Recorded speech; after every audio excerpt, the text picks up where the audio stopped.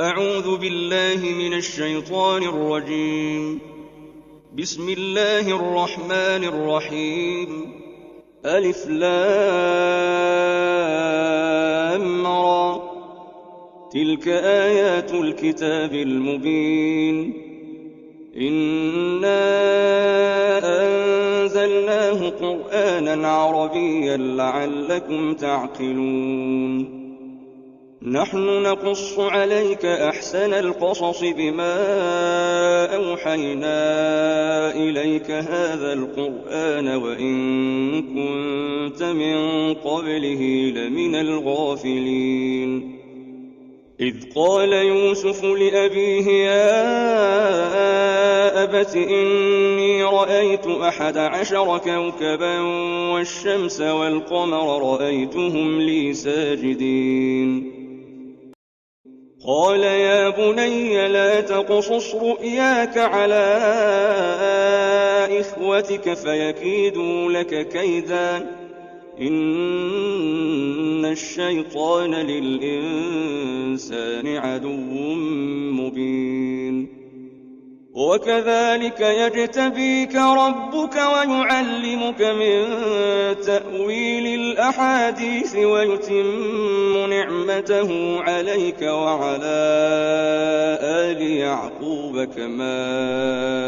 أتمها على أبويك من قبل إبراهيم وإسحاق إن ربك عليم حكيم. لقد كان في يوسف وإخوته آيات للسائلين إذ قالوا ليوسف وأخوه أحب إلى أبينا منا ونحن عصبة إن أبانا لفي ضلال مبين. اقتلوا يوسف أو اطرحوه أرضا يخل لكم وجه أبيكم وتكونوا من بعده قوما صالحين. قال قائل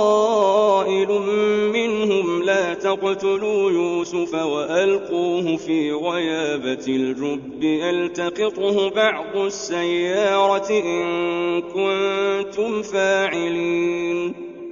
قالوا يا أبانا ما لك لا تأمنا على يوسف وإنا له لناصحون. أرسله معنا غدا يرتع ويلعب وإنا له لحافظون. قال إني ليحزنني أن تذهبوا به وأخاف أن يأكله الذئب وأنتم عنه غافلون. قالوا لئن أكله الذئب ونحن عصبة إنا إذا لخاسرون. فلما ذهبوا به وأجمعوا أن يجعلوه في غيابة الجب وأوحينا إليه لتنبئنهم بأمرهم هذا وهم لا يشعرون. وجاءوا أباهم عشاء يبكون. قالوا يا أبانا إنا ذهبنا نستبق وتركنا يوسف عند متاعنا فأكله الذئب وما أنت بمؤمن لنا ولو كنا صادقين. وجاءوا على قميصه بدم كذب قال بل سولت لكم أنفسكم أمرا فصبر جميل والله المستعان على ما تصفون. وجاء سيارة فأرسلوا واردهم فأدلى دلوه قال يا بشرى هذا غلام وأسروه بضاعة والله عليم بما يعملون وشروه بثمن بخس دراهم معدودة وكانوا فيه من الزاهدين وقال الذي اشتراه من مصر لامرأته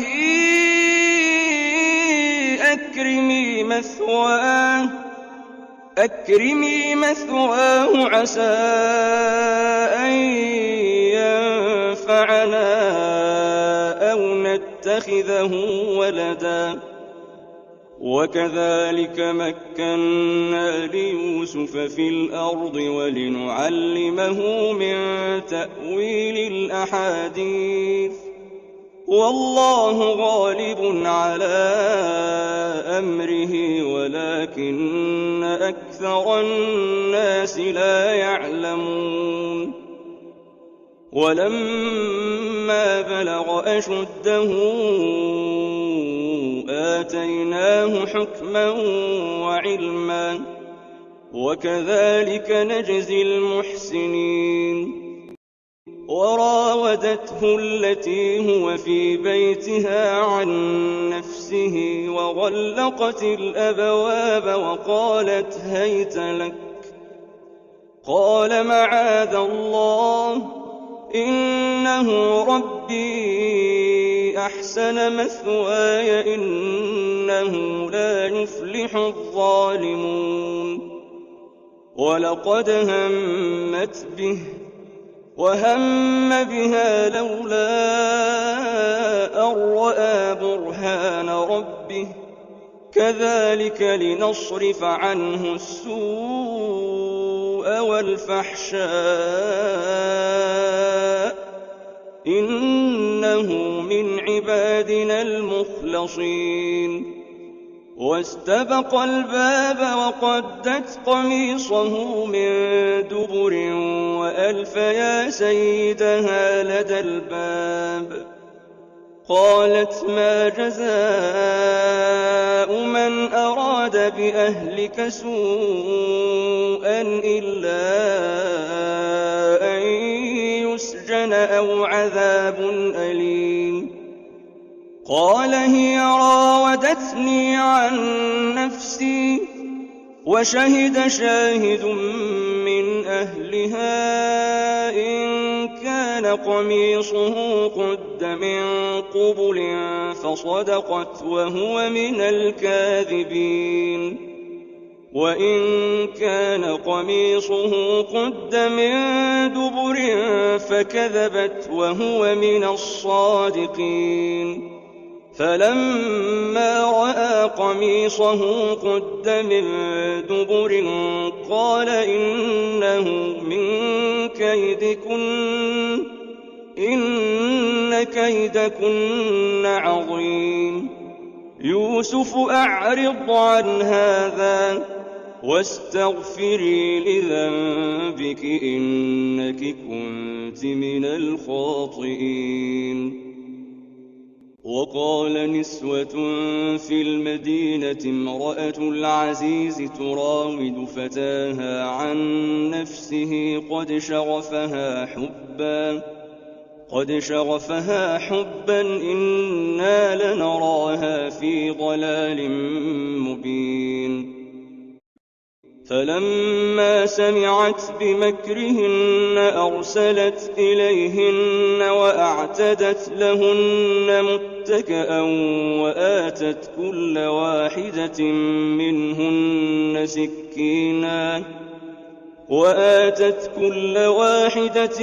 منهن سكينا وقالت اخرج عليهن فلما رأينه أكبرنه وقطعن أيديهن وقلن حاش لله ما هذا بشرا إن هذا إلا ملك كريم قالت فذلكن الذي لمتنني فيه ولقد راودته عن نفسه فاستعصم ولئن لم يفعل ما آمره ليسجنن وليكونن من الصاغرين قال رب السجن أحب إلي مما يدعونني إليه وإلا تصرف عني كيدهن أصب إليهن وأكن من الجاهلين فاستجاب له ربه فصرف عنه كيدهن إنه هو السميع العليم ثم بدا لهم من بعد ما رأوا الآيات ليسجننه حتى حين ودخل معه السجن فتيان قال أحدهما إني أراني أعصر خمرا وقال الآخر إني أراني أحمل فوق رأسي خبزا تأكل الطير منه نبئنا بتأويله إنا نراك من المحسنين قال لا يأتيكما طعام ترزقانه إلا نبأتكما بتأويله قبل أن يأتيكما ذلكما مما علمني ربي إني تركت ملة قوم لا يؤمنون بالله وهم بالآخرة هم كافرون واتبعت ملة آبائي إبراهيم وإسحاق ويعقوب ما كان لنا أن نشرك بالله من شيء ذلك من فضل الله علينا وعلى الناس ولكن أكثر الناس لا يشكرون يا صاحبي السجن أأرباب متفرقون خير أم الله الواحد القهار ما تعبدون من دونه إلا أسماء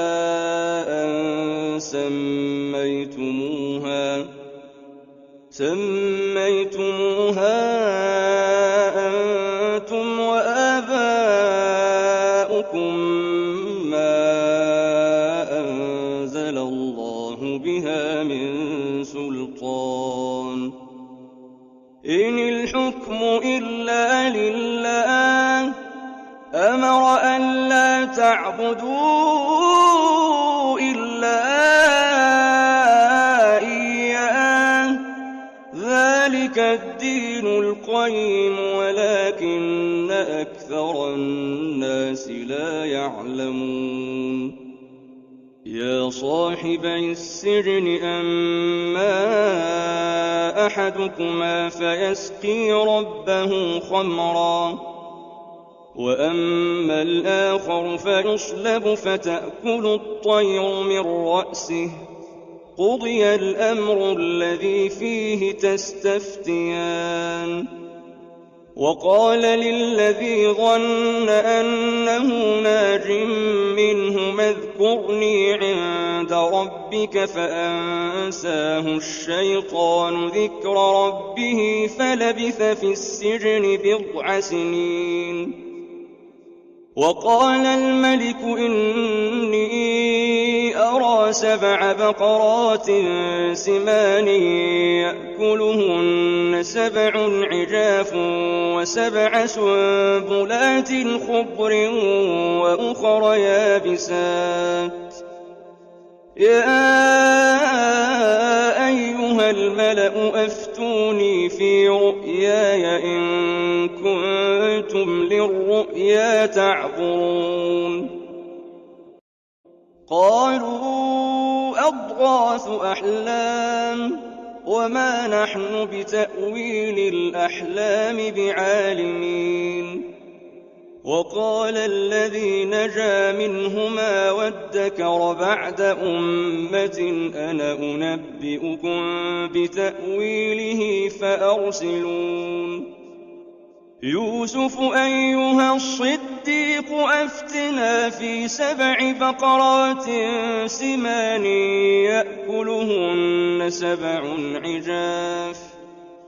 يأكلهن 7 عجاف و7 سنبلات خضر وأخر يابسات لعلي أرجع إلى الناس لعلهم يعلمون قال تزرعون 7 سنين دأبا فما حصدتم فذروه في سنبله إلا قليلا مما تأكلون ثم يأتي من بعد ذلك 7 شداد يأكلن ما قدمتم لهن إلا قليلا مما تحصنون ثم يأتي من بعد ذلك عام فيه يغاث الناس وفيه يعصرون وقال الملك ائتوني به فلما جاءه الرسول قال ارجع إلى ربك فاسأله ما بال النسوة اللاتي قطعن أيديهن إن ربي بكيدهن عليم قال ما خطبكن إذ راوتن يوسف عن نفسه قلن حاش لله ما علمنا عليه من سوء قالت امرأة العزيز الآن حصحص الحق أنا راودته عن نفسه وإنه لمن الصادقين ذلك ليعلم أني لم أخنه بالغيب وأن الله لا يهدي كيد الخائنين وما أبرئ نفسي إن النفس لأمارة بالسوء إلا ما رحم ربي إن ربي غفور رحيم وقال الملك ائتوني به أستخلصه لنفسي فلما كلمه قال إنك اليوم لدينا مكين أمين قال اجعلني على خزائن الأرض إني حفيظ عليم وكذلك مكنا ليوسف في الأرض يتبوأ منها حيث يشاء نصيب برحمتنا من نشاء ولا نضيع أجر المحسنين ولأجر الآخرة خير للذين آمنوا وكانوا يتقون وجاء إخوة يوسف فدخلوا عليه فعرفهم وهم له منكرون ولما جهزهم بجهازهم قال ائتوني بأخ لكم من أبيكم ألا ترون أني أوفي الكيل وأنا خير المنزلين فإن لم تأتوني به فلا كيل لكم عندي ولا تقربون قالوا سنراود عنه أباه وإنا لفاعلون وقال لفتيانه اجعلوا بضاعتهم في رحالهم لعلهم يعرفونها إذا انقلبوا إلى أهلهم لعلهم يرجعون فلما رجعوا إلى أبيهم قالوا يا أبانا منع منا الكيل فأرسل معنا أخانا نكتل وإنا له لحافظون قال هل آمنكم عليه إلا كما أمنتكم على أخيه من قبل فالله خير حافظا وهو أرحم الراحمين ولما فتحوا متاعهم وجدوا بضاعتهم ردت إليهم قالوا يا أبانا ما نبغي هذه بضاعتنا ردت إلينا ونمير أهلنا ونحفظ أخانا ونزداد كيل بعير ذلك كيل يسير قال لن أرسله معكم حتى تؤتون موثقا من الله لتأتونني به إلا أن يحاط بكم فلما آتوه موثقهم قال الله على ما نقول وكيل وقال يا بني لا تدخلوا من باب واحد وادخلوا من أبواب متفرقة وما أغني عنكم من الله من شيء إن الحكم إلا لله عليه توكلت وعليه فليتوكل المتوكلون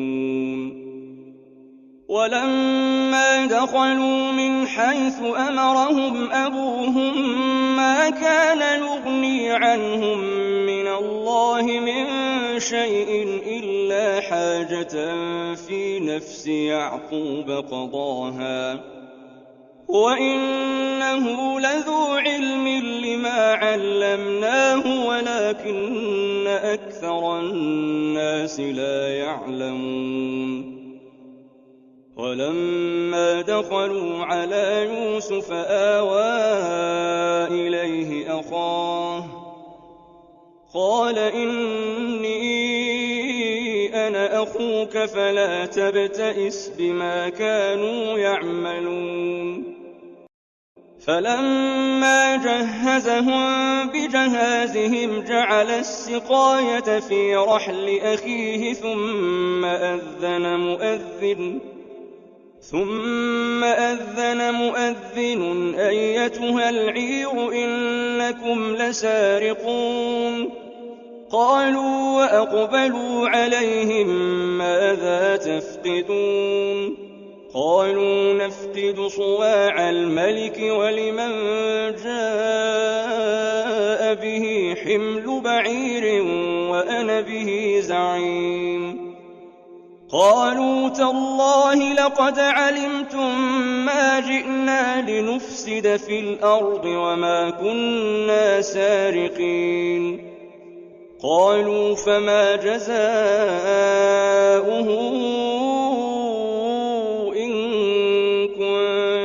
كاذبين قالوا جزاؤه من وجد في رحله فهو جزاؤه كذلك نجزي الظالمين فبدأ بأوعيتهم قبل وعاء أخيه ثم استخرجها من وعاء أخيه كذلك كدنا ليوسف ما كان ليأخذ أخاه في دين الملك إلا أن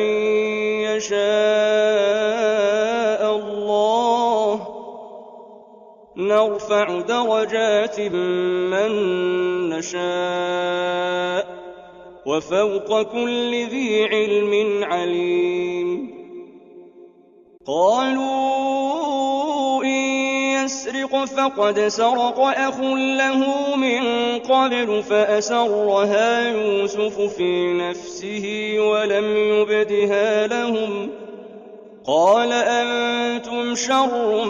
مكانا والله أعلم بما تصفون. قالوا يا أيها العزيز إن له أبا شيخا كبيرا فخذ أحدنا مكانه إنا نراك من المحسنين. قال معاذ الله أن نأخذ إلا من وجدنا متاعنا عنده إنا إذا لظالمون. فلما استيئسوا منه خلصوا نجيا قال كبيرهم ألم تعلموا أن أباكم قد أخذ عليكم موثقا من الله ومن قبل ما فرطتم في يوسف فلن أبرح الأرض حتى يأذن لي أبي أو يحكم الله لي وهو خير الحاكمين. ارجعوا إلى أبيكم فقولوا يا أبانا إن ابنك سرق وما شهدنا إلا بما علمنا وما كنا للغيب حافظين. واسأل القرية التي كنا فيها والعير التي أقبلنا فيها وإنا لصادقون. قال بل سولت لكم أنفسكم أمرا فصبر جميل عسى الله أن يأتيني بهم جميعا إنه هو العليم الحكيم. وتولى عنهم وقال يا أسفا على يوسف وابيضت عيناه من الحزن فهو كظيم. قالوا تالله تفتأ تذكر يوسف حتى تكون حرضا أو تكون من الهالكين. قال إنما أشكو بثي وحزني إلى الله وأعلم من الله ما لا تعلمون. يا بني يذهبوا فتحسسوا من يوسف وأخيه ولا تيأسوا من روح الله إنه لا ييأس من روح الله إلا القوم الكافرون. فلما دخلوا عليه قالوا يا أيها العزيز مسنا وأهلنا الضر وجئنا ببضاعة مزجاة فأوف لنا الكيل وتصدق علينا إن الله يجزي المتصدقين. قال هل علمتم ما فعلتم بيوسف وأخيه إذ أنتم جاهلون؟ قالوا أئنك لأنت يوسف؟ قال أنا يوسف وهذا أخي قد من الله علينا إنه من يتق ويصبر فإن الله لا يضيع أجر المحسنين. قالوا تالله لقد آثرك الله علينا وإن كنا لخاطئين. قال لا تثريب عليكم اليوم يغفر الله لكم وهو أرحم الراحمين. اذهبوا بقميصي هذا فألقوه على وجه أبي يأت بصيرا وأتوني بأهلكم أجمعين. ولما فصلت العير قال أبوهم إني لأجد ريح يوسف لولا أن تفندون. قالوا تالله إنك لفي ضلالك القديم. فلما أن جاء البشير ألقاه على وجهه فارتد بصيرا قال ألم أقل لكم إني أعلم من الله ما لا تعلمون. قالوا يا أبانا استغفر لنا ذنوبنا إنا كنا خاطئين. قال سوف أستغفر لكم ربي إنه هو الغفور الرحيم. فلما دخلوا على يوسف آوى إليه أبويه وقال ادخلوا مصر إن شاء الله آمنين. ورفع أبويه على العرش وخروا له سجدا وقال يا أبت هذا تأويل رؤياي من قبل قد جعلها ربي حقا وقد أحسن بي إذ أخرجني من السجن وجاء بكم من البدو من بعد أن نزغ الشيطان بيني وبين إخوتي إن ربي لطيف لما يشاء إنه هو العليم الحكيم. رب قد آتيتني من الملك وعلمتني من تأويل الأحاديث فاطر السماوات والأرض أنت ولي في الدنيا والآخرة توفني مسلما وألحقني بالصالحين. ذلك من أنباء الغيب نوحيه إليك وما كنت لديهم إذ أجمعوا أمرهم وهم يمكرون. وما أكثر الناس ولو حرصت بمؤمنين وما تسألهم عليه من أجر إن هو إلا ذكر للعالمين. وكأين من آية في السماوات والأرض يمرون عليها وهم عنها معرضون وما يؤمن أكثرهم بالله إلا وهم مشركون. أفأمنوا أن تأتيهم غاشية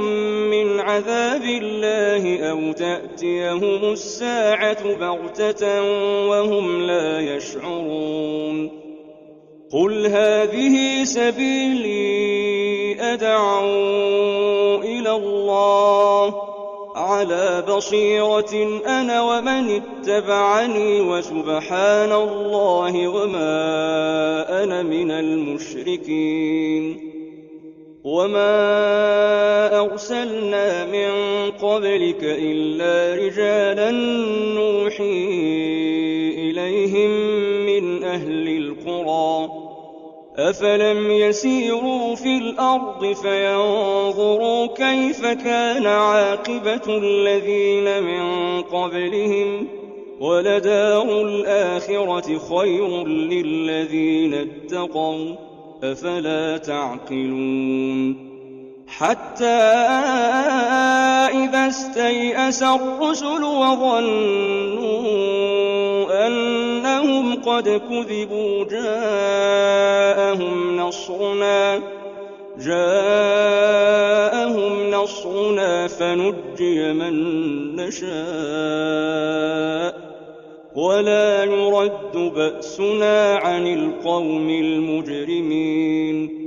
لقد كان في قصصهم عبرة لأولي الألباب ما كان حديثا يفترى ولكن تصديق الذي بين يديه وتفصيل كل شيء وهدى ورحمة لقوم يؤمنون